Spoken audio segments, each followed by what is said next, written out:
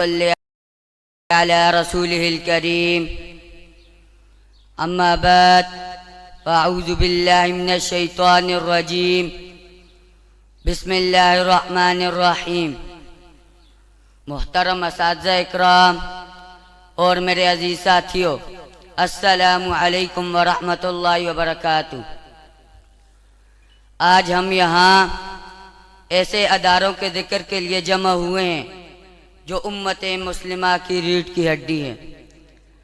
وہ اگر سلامت ہیں تو دین سلامت ہے، اور اگر کمزور ہو جائیں تو ایمان، اخلاق، تہذیب سب خطر میں پڑ جاتے ہیں۔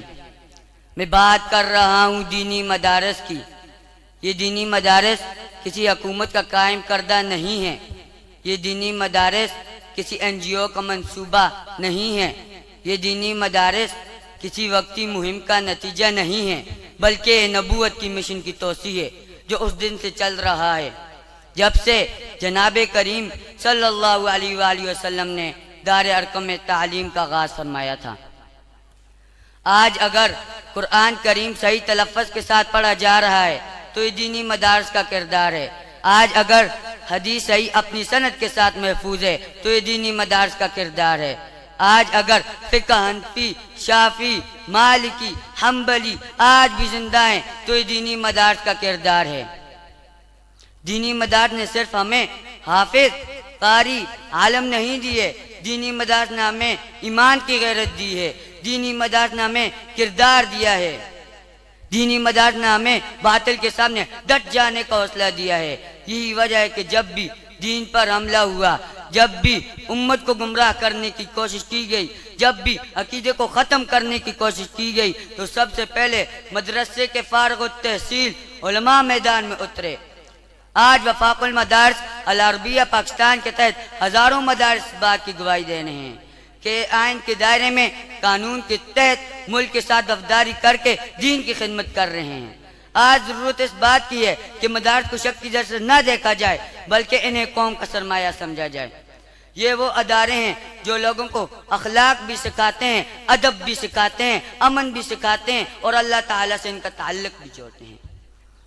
سامعین محترم، میں کسی عام موضوع پر بات کرنے نہیں آیا بلکہ میں اسلام کی قلعوں کی بات کرنے آیا ہوں۔ یہ دینی مدارس اینٹ اور پتھر کی عمارتیں نہیں ہیں بلکہ یہ باطل کے سامنے سیسہ پھیلائی دیوار ہیں۔ یہی دینی مدارس تھے جنہوں نے انگریز کو للکارا تھا، یہی دینی مدارس تھے جنہوں نے قادیانی کا پردہ چاک کیا تھا، یہی دینی مدارس تھے جنہوں نے امت کی پیراداری کی تھی۔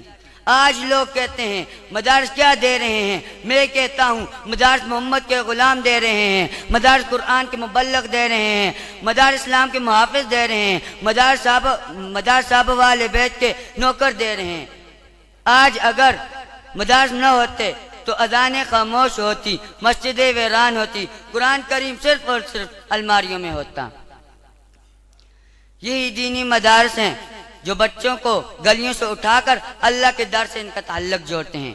یہی دینی مدارس ہیں جو لوگوں کو دنیا کے طور سے نکار کر دین کی خدمت اور آخرت کی تیاری کرا رہے ہیں۔ اور سن لیں، ہم قرآن کا سودا نہیں کریں گے، ہم مدارس کا سودا نہیں کریں گے، ہم قرآن پر سمجھوتا نہیں کریں گے، ہم ختم نبوت پر کوئی کمپرومائز نہیں کریں گے، ہم صحابہ والے بیت پر کوئی بات نہیں سنیں گے۔ یہ مدارس رہیں گے اور انشاءاللہ یہ چراغ جلتے رہیں گے۔ آپ سب بھی بولیں انشاءاللہ۔ سامعین جی وقار، آج کا دور جذبات کا نہیں بلکہ توازن کا بھی دور ہے۔ آج کا دور دین اور دنیا دونوں کو ساتھ لے کر چلنے کا دور ہے، اور اسی ضرورت کو دیکھ کر آج الحسن قرآن اکیڈمی کا سسٹم قائم کیا گیا ہے۔